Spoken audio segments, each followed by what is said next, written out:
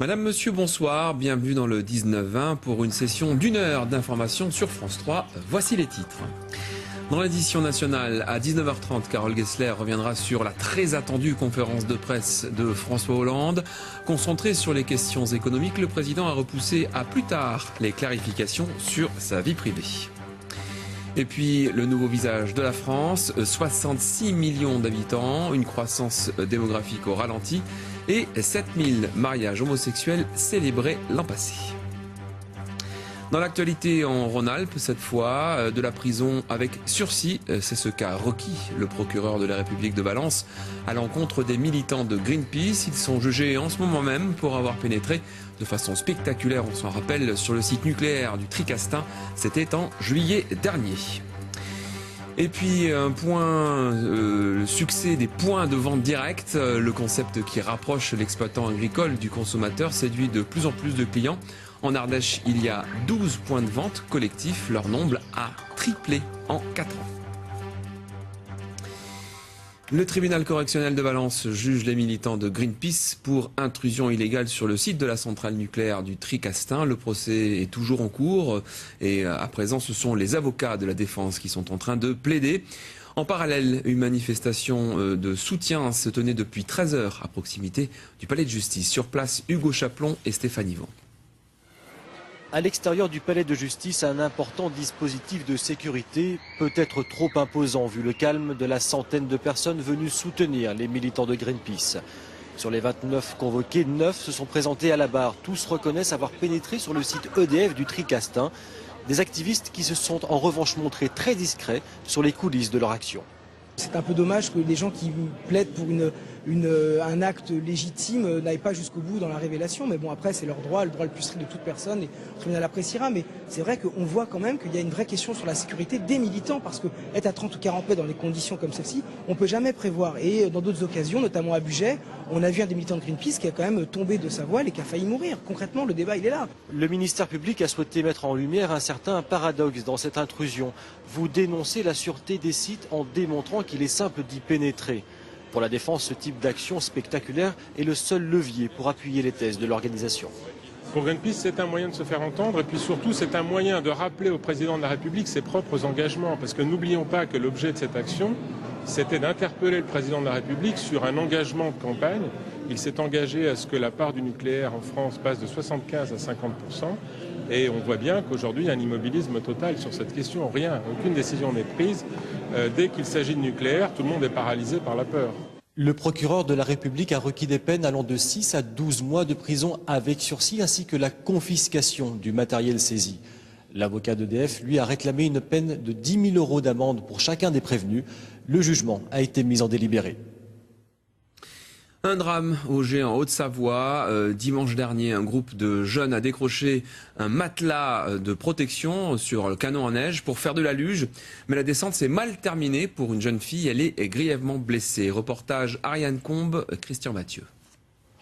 Dans la nuit de dimanche à lundi, la neige ici était dure et verglacée.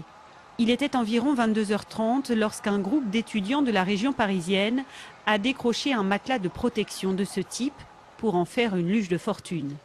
Ils ont fait une descente à un endroit qui est très pentu et où c'est interdit, à environ une douzaine sur le matelas, qui a fortement glissé malgré un revêtement qui sert précisément à réduire la glisse. Et malheureusement, ils ont terminé dans un pylône qui était protégé, mais avec la vitesse qu'ils ont prise, le choc a été violent. Un choc si violent qu'une jeune fille de 19 ans est gravement blessée. Elle pourrait perdre l'usage de ses jambes. Sur la piste pourtant, la réglementation est très claire. On fait de l'information à ce sujet de ne pas circuler sur les pistes la nuit pendant que c'est fermé. La luge est interdite sur les pistes de ski. Il y a des espaces réservés à la luge et c'est pas respecté. On a des fortes difficultés à faire respecter ça. On peut pas être toute la nuit derrière tout le monde.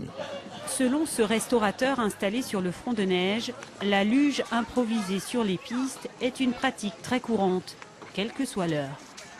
Souvent, nous avons des jeunes qui viennent nous demander, par exemple, des sacs poubelles pour faire de la luge. Et nous leur refusons toujours en leur disant « Mais attendez, la luge, c'est très dangereux. Il y a même plus d'accidents en proportion, plus d'accidents graves en luge qu'à ski. » Mais souvent, ils ne comprennent pas. Quelques minutes après cette interview, de jeunes pratiquants bravaient encore l'interdiction. En mars 2012, dans la même station, un enfant s'est grièvement blessé. Sa luge avait heurté une dameuse. Les policiers autrichiens continuent de chercher des indices qui permettraient d'en savoir un peu plus sur l'assassinat de Lucille, cette jeune fille originaire de l'Ain, étudiante d'une école de commerce lyonnaise et qui suivait un programme d'échange à Kufstein dans le Tyrol autrichien. C'est dans ce village que son corps a été retrouvé, je vous le rappelle, le week-end dernier. Sophie Valsecki et Sandra Méallier se sont rendus ce matin dans son école lyonnaise. Aujourd'hui, à l'école de la jeune Lucille, c'est la discrétion qui prévaut. Depuis ce matin, des vigiles surveillent les entrées de l'établissement. Parmi les rares étudiants qui ont souhaité nous parler, tous se souviennent d'une jeune fille dynamique et joyeuse. Quant à ses camarades de promotion, ils sont partis en stage à l'étranger. La direction de l'école de commerce européenne, qui n'entend pour l'instant faire aucun commentaire, a installé une salle de recueillement. Elle a par ailleurs mis en place une cellule psychologique à l'université autrichienne de Kufstein, où Lucille et 4 de ses camarades étaient scolarisés dans le cadre d'un échange Erasmus. Le directeur de l'école est actuellement en Autriche pour soutenir ses étudiants et la famille de la jeune victime. Le corps de Lucille a été retrouvé dimanche matin sur les berges du fleuve Inn qui traverse Kufstein. C'est sur ce chemin, alors qu'elle se rendait samedi soir chez une amie, qu'elle a été agressée. Elle est décédée des suites de coups violents portés à la tête. Les enquêteurs ignorent encore le mobile du crime. Le téléphone portable et le sac à main de l'étudiante lyonnaise restent introuvables. Joli coup de filet des policiers d'Annemasse. Ils ont découvert près d'1 kilo de bijoux après l'interpellation de 5 Albanais. Au total, il y a plus de 300 bagues, chaînes, pendentifs ou encore boucles d'oreilles. Des bijoux dont il faut aujourd'hui retrouver les propriétaires. La police lance d'ailleurs un appel à victimes. Serge Vorette et Jean-Pierre Rivet. L'histoire se passe jeudi dernier dans cette rue où les policiers ont l'habitude de planquer. Ils repèrent des individus aux allées et venues suspects devant cet hôtel. En tentant d'interpeller l'un d'eux, celui-ci s'enfuit dans sa chambre. C'est là que les policiers trouveront le butin en train d'être examiné par 4 autres personnes d'origine albanaise. C'est une sorte de mafia, hein. Donc il y a des gens qui sont payés pour faire des cambriolages, d'autres personnes qui sont payées pour récupérer les bijoux, d'autres personnes qui sont payées pour les transporter dans des lieux où ils sont fondus, et après d'autres personnes qui sont chargées de revendre l'or sur le marché international. Donc là c'est vraiment bien rodé, et c'est des personnes qui viennent majoritairement des pays des Balkans, et qui viennent en France et en Suisse, c'est l'Eldorado pour eux, quoi. Même présenté en vrac, c'est autant d'histoires personnelles que véhiculent ces bracelets et autres pendentifs, ainsi récupérés par le groupe Voie Publique du commissariat d'Annemasse. Au total, donc 324 objets en or pour une valeur de 20 à 40 000 euros. Il s'agit maintenant de restituer ces bijoux à leurs propriétaires. Si vous reconnaissez l'un d'entre eux, vous pouvez adresser un mail à l'adresse ci-dessous, même si vous n'êtes pas dans la zone frontalière, puisque les voleurs opéraient jusqu'aux alentours de Bourg-en-Bresse. On reparle des procès de l'amiante. Il y avait une audience aujourd'hui au tribunal administratif de Lyon. Les victimes de l'amiante ont déposé un recours contre une décision du ministère du Travail qui avait refusé, il y a 10 ans, de classer amiante les sites de l'ex-société RVI à Saint-Priest et Vénissieux, alors que celui d'une filiale de la même société, lui, avait été classé amiante. Les victimes attendent beaucoup de ce procès. À l'audience, Soria Kaldoun et Valérie Benet. Le combat des ex-salariés de Renault Véhicules Industriels traverse les années. Mais le nombre d'ouvriers s'amenuise. Certains sont morts d'un cancer, d'autres sont tombés malades. Daniel Scapacici a passé 30 ans à la fonderie de Vénissieux, appartenant aujourd'hui à Renault Trucks. Des examens ont révélé la présence d'amiante dans ses poumons. Mon pneumologue est catégorique. Il me dit que si c'était simplement une bronchite ou quelque chose comme ça, on peut attraper une plaque pleurale, mais que ça part au bout d'un certain temps. Et là, le fait que c'est depuis 2 ans que c'est comme ça, donc il n'y a pas de problème pour lui, c'est bien l'amiante. Des nouveaux cas sur lesquels s'appuie l'association Prévenir et Réparer pour déposer un recours devant la cour d'appel du tribunal administratif de Lyon. Elle réclame l'annulation de la décision du ministère du Travail qui, 10 ans auparavant, avait refusé de classer les anciens sites de RVI en établissement amiante. Que ce soit la forge, la fonderie, les caribus, les groupes électrogènes, il y a des victimes de tous les secteurs qui nous arrivent. Il y a des gens qui ont 80 ans aujourd'hui, il y a des gens qui ont 70 ans, d'autres plus jeunes qui viennent nous voir. Tous les mois, on découvre de nouvelles victimes. Interdit en France en 1997 seulement, l'amiante a eu le temps de faire des dégâts. Difficile d'évaluer le nombre exact de victimes. Au terme de l'audience, l'avocat des salariés se dit serein. Le jugement a été mis en délibéré, mais la conclusion du rapporteur de la République penche pour une annulation de la décision du ministère. Aujourd'hui, on a beaucoup d'espoir sur l'inscription de ces deux sites parce qu'on a les conclusions du rapporteur public avec nous. Alors le rapporteur public, c'est un personnage important dans le procès administratif. C'est lui qui est en charge de donner l'avis de la juridiction, un avis éclairé de la juridiction sur la marche à suivre et sur la solution à donner au procès. Et si les sites sont classés amiante, cela permettrait aux salariés concernés de bénéficier d'un départ anticipé, une pré-retraite à l'âge de 50 ans avec une allocation spécifique. Décision au plus tard, au mois de février. L'établissement français du sang lance un appel aux dons. En cette période de l'année, les centres hospitaliers manquent de sang. Le type de sang recherché est O négatif. Il y aura un reportage complet sur ce sujet dans l'édition de la Loire. Depuis plus de 20 ans, les magasins de vente directe du producteur au consommateur se développent. La région Rhône-Alpes est d'ailleurs en pointe. Ces 7 dernières années, le nombre de ces commerces a doublé. Aujourd'hui, c'est le département de l'Ardèche qui compte le plus de points de vente par habitant. Bérangère Bourgeot et Nicolas Ferraud ont enquêté. Patrick Vial est maraîcher bio en Ardèche. Comme beaucoup d'agriculteurs, il vend sa production sur les marchés. Mais depuis 5 ans, il a franchi un cap. Le métier d'agriculteur a plusieurs facettes, c'est-à-dire il faut savoir donc produire, être techniquement performant pour mener tout ça. Et il faut aussi savoir vendre, c'est un tout. À peine coupé, il va donc livrer ses salades dans un point de vente collectif. Changement de costume et de casquette.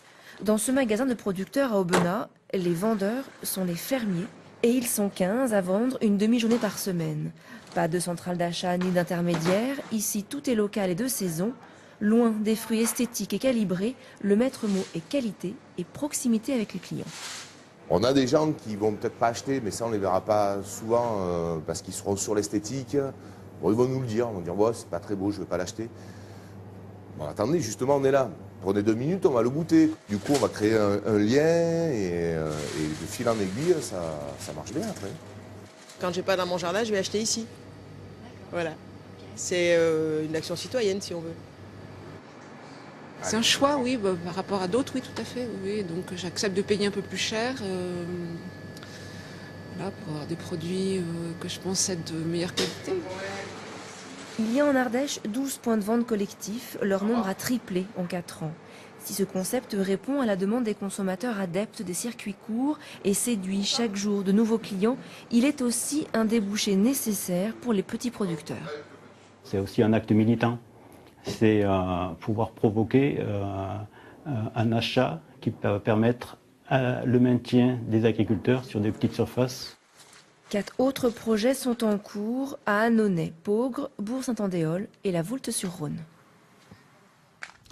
Une bonne nouvelle pour les exploitants de châtaignes ardéchoises. Elle va être ajoutée à la liste des produits protégés. Une décision de la Commission européenne. Ce label, décidément d'appellation d'origine protégée, couvrira les châtaignes fraîches non épluchées, les châtaignes sèches entières ainsi que la farine. Bernadette Chirac était à Bron aujourd'hui pour lancer la 25e édition des Pièces jaunes. Elle a notamment visité la Maison du Petit Monde, une des associations qui bénéficie des financements de l'opération. C'est un établissement qui permet d'héberger les familles d'enfants hospitalisés. Reportage Sylvie Cozzolino et Pierre Lachaud. Estelle et Bertrand logent depuis Noël à la Maison du Petit Monde, juste à proximité de l'hôpital où est soigné leur petit Léo. Pour le père et la mère enceinte, cette chambre confortable, à prix modique, a été un vrai soulagement. Alors c'est une bonne chose pour nous, pour plusieurs raisons. L'avantage c'est d'être disponible 24/24 pour le petit. Et étant donné que ma femme est enceinte de 8 mois, on avait aussi la sécurité de l'accouchement pour éviter les voyages jusqu'à Ampuy, quoi. La Maison du Petit Monde dispose de 42 logements dédiés aux familles d'enfants hospitalisés. L'an passé, 1500 familles ont ainsi pu bénéficier de ce service et rares sont les chambres qui restent vacantes très longtemps car les besoins sont importants. Un beau projet qui a reçu le soutien de la Fondation Hôpitaux de Paris, Hôpitaux de France, grâce à l'opération Pièces jaunes. C'est un modèle et c'est une demande qui est faite dans beaucoup d'endroits. Évidemment plus dans les grandes villes parce que là, il y a les grands hôpitaux et ce sont les grands centres de soins. Mais c'est un modèle et c'est gai, c'est lumineux, tout a été, avec grande simplicité, tout a été calculé. Et vraiment, j'admire beaucoup. Estelle et Bertrand resteront encore 2 mois à la Maison du Petit Monde, le temps de la guérison de leur fils. Un temps loin de toute préoccupation pratique, et c'est déjà beaucoup. Un mot de football, la rencontre en retard des 32e de finale de Coupe de France entre Cannes et Saint-Etienne est en cours. À quelques secondes de la mi-temps, c'est Saint-Etienne qui tient 1-0, enfin 0-1 sur le terrain de Cannes. Une rencontre qui se fait sans les supporters de Saint-Etienne. C'est en raison des violences entre supporters des deux équipes lors d'un précédent match en novembre dernier. Nous allons à présent vous faire suivre l'entraînement un peu spécial des pompiers, de 3 pompiers de Bourg-en-Bresse. 3 aventuriers qui vont entreprendre la traversée du lac Baïkal au fin fond de la Sibérie. Un périple à pied, à traîneau et à ski dans des conditions de froid extrême et en totale autonomie. Pour se préparer à affronter ces températures très très négatives, ils ont une méthode particulière qu'ont suivi Jean Perrier et Laure Crozat. Pour tester la résistance au froid de leurs équipements, il leur fallait un congélateur. Celui-là fait 10 000 m², un entrepôt frigorifique.